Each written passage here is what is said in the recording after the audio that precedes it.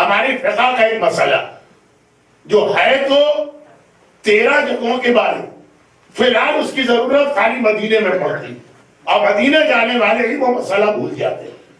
اور تو میں ذرا سا اپنے سبجیکٹ سے ہٹا لیکن 1 منٹ کا مسئلہ. واجب ہے کہ نماز کے درمیان آپ کی بیک امام کی زری کی طرف نہ ہو، یعنی امام کے قبر کی طرف. نماز کی بہت ساری کنڈیشن ہے، ون آف دا کنڈیشن یہ کہ آپ ایسی پوزیشن میں نماز نہیں پڑھ سکتے کہ آپ کی بیک پر معصوم کی قبر آ رہی. یہ 13 معصوم جن کے قبریں ہیں سب کے لیے یہی ہے فارمولا، اصول، مسئلہ شریعت کا. لیکن اور کہیں پہ اس مسئلے کی آپ کو ضرورت نہیں پڑ سکتی. تھوڑا بہت سامرہ میں تھا تو وہ بھی اب سلسلہ بند ہو گیا، وہ دروازہ ہی بند کر دیا.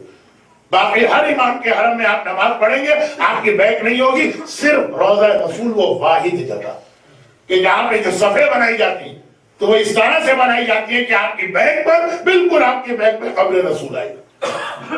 اور اکثر مومنین بھی اس وقت بھول جاتے ہیں کہ یہ حرام ہے یہاں پہ کھڑے ہو کے نماز پڑھ.